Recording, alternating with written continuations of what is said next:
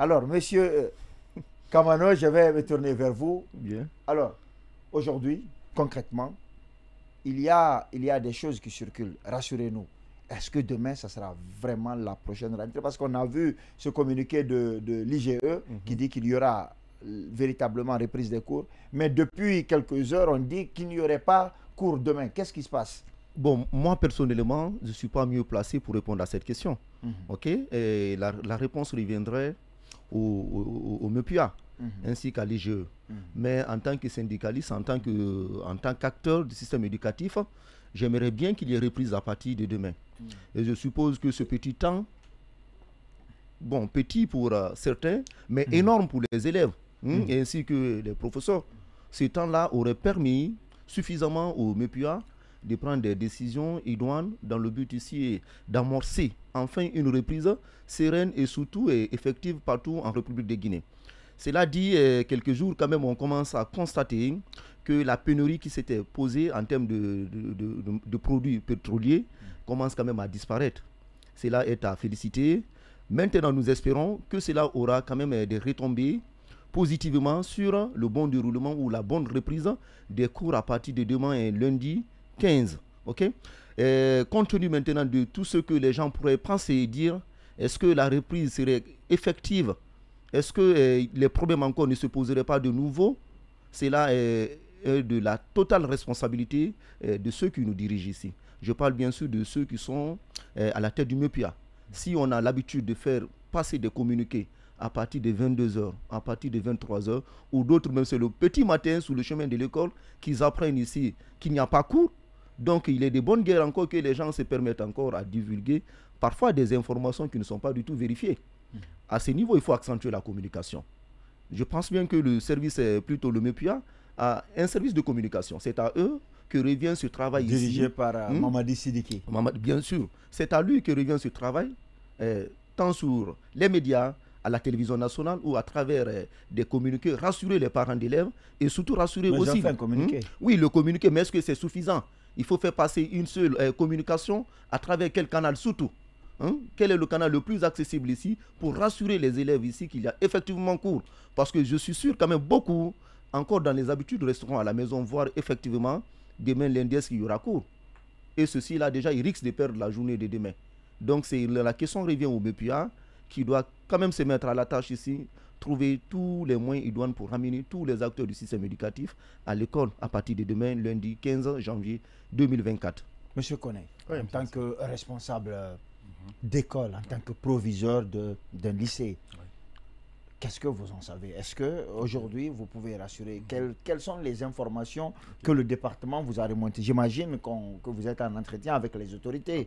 Qu'est-ce qu'on vous dit? Merci pour l'attention que vous portez.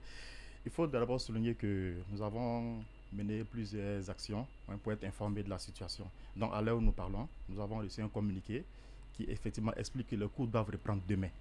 Demain lundi 15 janvier et que les dates qui étaient initialement prévues pour les évaluations, effectivement pour les congés les évaluations du premier trimestre au secondaire restent maintenues, c'est-à-dire du 15 janvier du 15 au 27 janvier. Donc à ce jour, les informations dont nous disposons en ce moment sont telles que les cours doivent reprendre demain. Nous avons mis tout en œuvre, les élèves sont informés, nous avons appelé les collègues, on a fait en sorte que chacun à son niveau soit vraiment situé et que les responsabilités soient partagées. Mais je voudrais m'accentuer un peu sur le problème de communication. La communication très importante. Si on retarde avec les échéances et que jusqu'au soir, au journal de 20h30 ou alors jusqu'à 21h, 22h, on n'a pas la certitude que quelque chose doit être fait demain, ce serait difficile pour nous. Donc ce qui est bon, c'est qu'au soir au journal ou alors les dernières informations qui doivent amener au plus tard à 20h, 21h, que chacun à son niveau soit sûr que demain les cours doivent reprendre. Sinon, pour répondre à votre question, effectivement, oui, nous savons que les cours reprennent demain et nous avons tout fait, nous avons tout mis en œuvre pour que les choses reprennent demain. Nous sommes prêts pour ça également. D'accord. Alors, je vais me tourner vers vous, monsieur le syndicaliste. Ces congés-là, quels sont leur impact, ces congés prolongés? Parce que d'habitude, c'est 10 jours de congé en décembre et 10 jours de congé pour Pâques. Et là, on est déjà à plus de mois. Ce sont des congés de trop. Oui. L'impact, c'est quoi? Voilà. Déjà, je commence à dire que ce sont des congés de trop. Dans l'année scolaire, quand on a plus d'un mois de congé pour le mois de décembre à peine nous sommes à 30%, 37% du taux de progression générale avec le programme, il faut s'inquiéter. S'inquiéter dans la mesure qu'on commence déjà à accuser un sérieux retard. Surtout même que l'année scolaire doit être bouclée par l'organisation, surtout sur le plan national du baccalauréat pour les plus grands et du brevet d'études du premier cycle ainsi que le CEE. Donc à partir de là, le constat quand même il est alarmant. On ne pourra pas trop pointer du doigt l'État parce que ce qui est arrivé, c'est un cas de force majeure. Mais en tant que syndicaliste quand même, il y a des griefs à soulever, surtout sur les mesures qui devraient être prises et surtout aussi sur l'attitude que le MEPUA devrait adopter et les dispositions à prendre en vue de pallier à toutes ces difficultés qui se trouvent indépendantes ici de notre volonté. Okay? En termes de problème, par exemple, le retard, il est déjà accusé. Qu'est-ce qu'il faut faire maintenant? Est-ce qu'il faut chercher à rattraper le retard ou est-ce qu'il faut suivre la progression normale comme si rien ne s'était passé du programme d'enseignement? Voici la grosse interrogation. Et cette interrogation, je me dis au niveau du syndicat qu'elle n'a pas été sérieusement mûrie. Pourquoi elle n'a pas été mûrie? Les évaluations. Nous sommes dans un pays, moi je ne vais pas parler comme un fondateur d'école privée. Je parle ici comme un enseignant qui évolue dans une école publique. Publique, c'est assez de groupes pédagogiques. Si on doit faire des évaluations sérieuses, surtout sur la période indiquée, il faut... Du 15 au 27. Du 15 au 27, ça fait 2 semaines. Oui. Ce qui veut dire déjà que le mois de janvier aussi est consommé.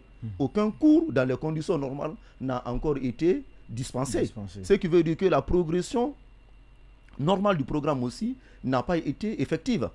À partir de là maintenant, le retard encore accusé pour ce premier mois de congé, moi je vais l'appeler comme ça, un mois de congé. Les congés qui commencent à partir du mois de décembre, qui se poursuivent encore jusqu'au 15 janvier, c'est un mois de congé. Donc ce qui veut dire au mois de congé, on a encore rajouté 2 semaines de congé encore. À peu près 6 semaines de congé. C'est énorme. C'est énorme. C'est pourquoi au niveau du syndicat, au SNE, nous avions dit, surtout pour les classes d'examen qui doivent compétir avec les autres écoles sur le plan national, il faut tenir compte ici de la moyenne de cours pour les 3 premiers mois. Eux, les mettre à côté de ces évaluations pour permettre aux professeurs qui évoluent dans ces salles de classe de rattraper le retard. Et autre mesure encore que nous avions... Oui, mais le retard, c'est pour tout le monde. Hein. Le retard, c'est pour tout le monde. Mais, pour tout le monde. Mais ces élèves doivent compétir. Vos élèves de l'école X doivent compétir avec les élèves de l'école Y. Mais ils sont tous impactés. Ils sont tous restés à la maison. Mais est-ce que même les écoles... on sait que les écoles privées, pour la plupart, n'ont pas respecté ça. Ils sont partis étudier. Ça, on va demander à M. Koné s'ils ont respecté la consigne du département ou pas. J'en viens. Il était de bonne guerre pour toute école ici de se préparer. C'est vrai que les cours ont été fortement perturbés, mais si à l'interne, il y a une organisation qui a été faite, qui n'impacte pas le professeur, qui n'impacte pas aussi les élèves de venir, tant mieux. À l'école de s'arranger quand même. C'est pas quand même mauvais aussi. Maintenant, nous avions estimé qu'il fallait les retirer de ces compositions, les mettre de côté. Demander aux professeurs qui évoluent dans ces classes de terminale de continuer encore à dispenser les cours, mais de façon intense. Ok, cela dit, autre mesure encore qu'il fallait prendre encore, c'est le fait qu'on devrait les exclure encore de l'enseignement des matières qui ne sont pas fondamentales. Par exemple, si en sciences sociales, le professeur de physique il passe, le professeur de biologie passe, et en fin d'année n'est pas... Ça n'existe pas. Ça existe, bien sûr, bien sûr. Bien sûr, ça existe. Mais pas dans les privés. Voilà. Il y a longtemps qu'ils ont supprimé. Ça, c'est au privé. C'est pourquoi, en fait, le public, on est tellement obligé de faire exactement ce que dit le MEPIA. Parce que, après tout, c'est un service public. C'est une école publique. Donc, ceci-là également, il faut les mettre de côté. Autre mesure encore à prendre ici, c'est le fait qu'il faille ici plutôt diminuer les congés du mois d'avril qui doivent arriver encore, les congés de Pâques.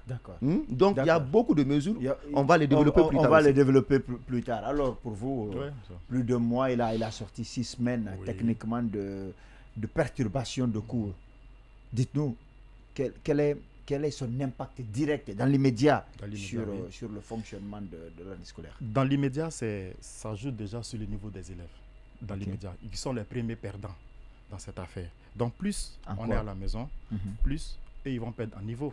le niveau qui se doit est d'être rehaussé à travers les cours que nous dispensons, les activités, les cours, les exercices, les révisions. Si maintenant des congés s'imposent, on va dire comme ça, et que c'est indépendant de la volonté des uns et des autres, ce qui fait que les élèves, déjà avec le faible niveau qu'on connaît, n'arrivent pas à pousser un peu plus loin, ils vont perdre le niveau déjà qui leur est déjà acquis à la base. Bon, il y a eu une première phase, le 17 décembre. De cette date jusqu'au 2 janvier, nous espérions reprendre les cours normalement. Mais après évaluation de la situation, la première semaine, les autorités ont jugé nécessaire de suspendre les cours pour faire en sorte que tout le monde soit au même niveau dans l'accumulation, dans l'acquisition du carburant pour pouvoir mener les activités. Ce qui fait que, dès la reprise, on a vu que dans la première semaine, les choses ont été un peu chamboulées. Finalement, on a dû rebrousser chemin et permettre à tout le monde d'être au même niveau. Bon, dans cette période-là, personne n'a continué les cours. Du 17 décembre jusqu'au 2 janvier, certains ont peut-être voulu accentuer, profiter de cette période-là pour accentuer un peu le cours. Mais les autorités avaient insisté sur la fermeture de toutes les écoles publiques et privées. En tout cas, à mon niveau, à notre niveau, nous avons veillé à respecter cet état. Nous ne sommes pas allés à l'encontre de ce que l'État a décidé. Maintenant, du 2 janvier au 6, nous sommes allés, nous avons repris normalement. Nous avons vu que ce n'était pas facile. Les élèves sont revenus avec un faible niveau. Ils sont revenus avec, on n'a pas donné de consignes. Puisque les congés ont été, on va dire, brusques. On voulait tous profiter de cette semaine-là, donner des devoirs, donner des directives, des instructions pour leur permettre de s'occuper pendant les congés. Et cela n'a pas été fait. Ce qui fait que les enfants, même certains, ont une organisation interne, ils ont pu le faire. Mais la grande majorité est revenue avec vraiment rien dans la tête. Donc, nous avons tous peur maintenant. Quand nous allons reprendre demain, on ne sait même pas comment les attraper. Par où commencer. Et si on reprend encore, ce qui serait vraiment très bien, ça le conditionnel, ce qui serait bien, c'est d'accepter de travailler au moins pendant 2 semaines avant une quelconque nouvelle évaluation. Alors,